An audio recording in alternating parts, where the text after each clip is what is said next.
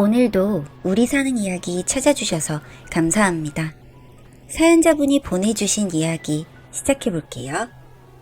저는 대학교를 다닐 때 카페에서 아르바이트를 하게 되었는데 이게 제 인생이 꼬인 시작점이었던 것 같아요.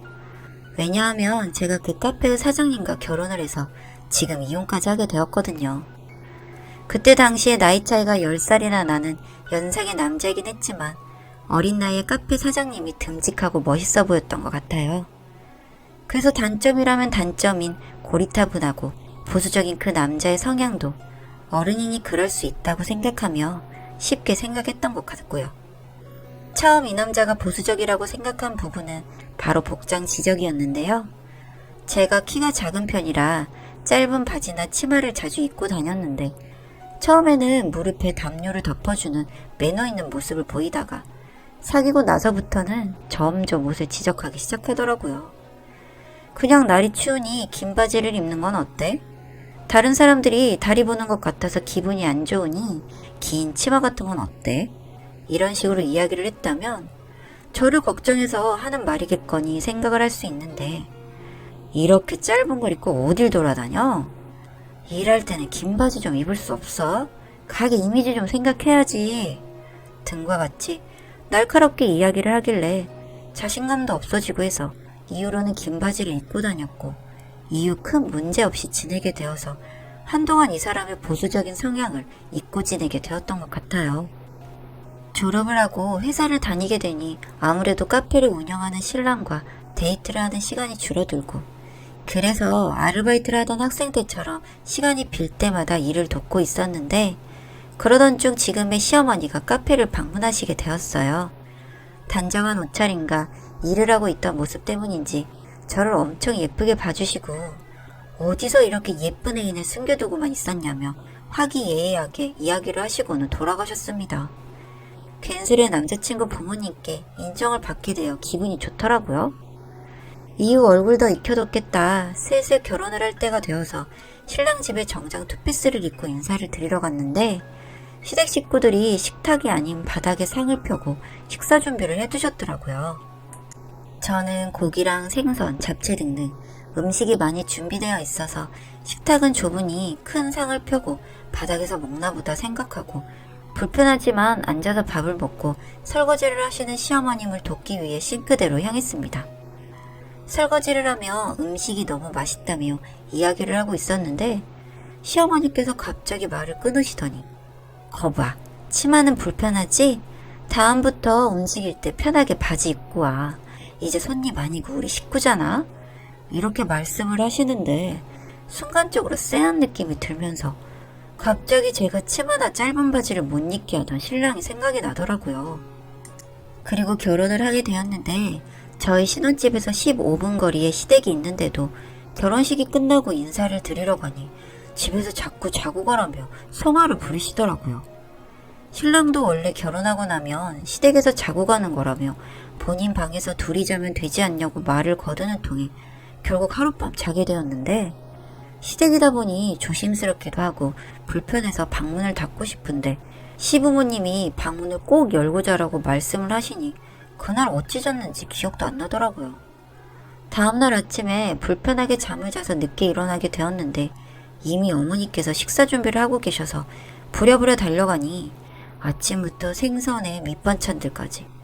제가 생선을 별로 안 좋아해서 어머니 저 생선 별로 안 좋아해서 이렇게 매번 준비 안 해주셔도 괜찮아요 했더니 무슨 말을 하는 거냐는 표정으로 너 우리 아들이 생선 좋아하는 거 몰랐니? 하시더라고요. 신랑이 생선을 좋아해서 연애 초기 때 몇 번 억지로 같이 먹기는 했는데 제가 못 먹는 걸 알고 나서부터는 몇 년을 같이 안 먹어서 제가 잊고 있었어요. 그래서 하고 벙쪄 있으니 우리 아들은 하루에 한 끼는 생선이랑 먹어야 하니까 꼭 챙기고 혹시 생선 필요하면 내가 자주 사는 곳이 있으니 연락처 알려줄게 하셔서 하는 수 없이 네 하고 말았어요. 이제 결혼돼 있겠다 행복한 신혼생활을 보내고 있었는데 2달이 채 지나지 않아서 시어머니께서 저희 신혼집에 벨도 안 누르시고 들어오셨습니다. 저희 집 비밀번호를 알고 있는 게 몹시도 당황스러워 아무 말도 못하고 있으니 내가 못 올 때 왔니? 표정이 왜 그래? 어른이 오셨으면 차라도 한 잔 내오는 게 예의야 하시면서 집 이곳저곳을 둘러보시다가 시선이 제 바지로 향했습니다. 제가 집이다 보니 집에서 입는 짧은 반팔 오피스를 입고 있었거든요. 그런데 그게 또 마음에 안 드셨는지 여자는 집에서도 처신을 바로 해야 한다면서 이런저런 이야기를 하시고 집안 살림 트집을 잡다가 가시더라고요. 신랑에게 왜 비밀번호를 알려드렸냐고 바꾸자고 하니 이 집에 부모님 돈도 들어가 있으니 우리는 부모님 집에 얹혀 사는 거라 그럴 수 없다네요. 이럴 거면 그냥 대출을 더 내서 집을 마련했을 텐데 이제 와서 이렇게 느닷없이 말하면 제가 뭐가 되나요? 그때부터 간섭이 시작돼서는 시시때때로 예의 운운하고 전화하라고 하시고 서운해하시고 그럴 때마다 신랑은 어른들 말씀이 맞다며 참고 지내라고 하는데 너무 힘들던 와중에 임신까지 하게 되었어요. 신랑이 외동아들이고 아버님 형제들 중 유일하게 아들이라서 제가 임신한 것을 알자마자 아들을 낳아야 한다며 이야기를 하시는데 어디 아이라는 게 제가 낳고 싶은 성별을 골라서 임신하나요? 아들이든 딸이든 귀하고 소중한 내 아이인데.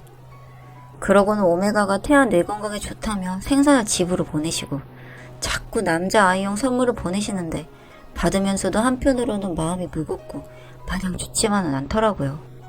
시댁에서는 제 아이가 이미 남자아이라고 확신을 하고 이야기를 하는데 아직 성별을 모르던 때라서 어찌나 가시방석이던지.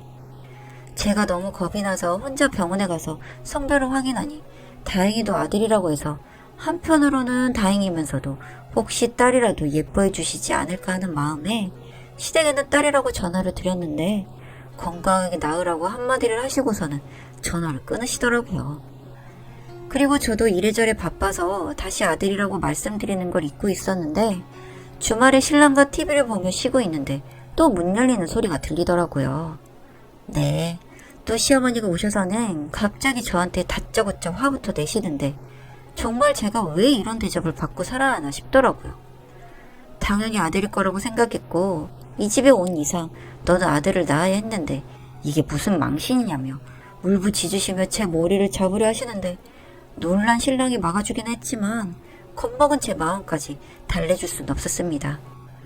그리고 나서 냉동실을 열더니 내 아들이랑 뱃속에 아이가 먹으라고 사준 생선을 안 먹었으니 배에 그런 게 든 게 아니냐면서 또 고래고래 소리를 지르시는데 놀란 마음에 뛰쳐나가 그 길로 친정으로 가서 신랑에게 이혼을 하자고 했어요. 도저히 당신 어머니랑 연이 닿는 채로 살 수가 없다고요. 당연히 신랑이야 어머니가 서운한 마음에 그럴 수 있고 미안하다며 그래도 이혼은 아니지 않냐고. 둘째는 아들 낳으면 되지 그게 이렇게까지 할 일이냐 말하지만 신랑이 시어머니한테 잡혀서 지내는 모습을 보니 믿고 의지하며 앞으로 살아갈 자신이 없더라고요. 그리고 덜컥 이 아이가 아들인 것을 알게 되면 이혼도 할 수 없을 거라는 생각에 이 사실을 비밀로 하고 최대한 빨리 이혼을 서둘렀습니다. 이혼 이야기가 나오고 며칠 뒤 시어머니께서 장문의 문자로 이런저런 이야기를 하셨는데 협박성 문자였던 걸로 기억해요. 본인 아들은 남자 나이 38이면 앞길이 창창하고 다시 재혼할 수 있다. 요즘 같은 세상에 이혼은 흥도 아니다. 그런데 너는 네 딸이랑 둘이서 살려고 하면 누가 거들떠 보긴 할 것 같냐? 그러니 잘 생각해라. 이런 내용이었던 걸로 기억해요. 신랑이랑 이혼은 원만하게라고 하면 우습지만 양육권과 양육비를 받기로 했습니다.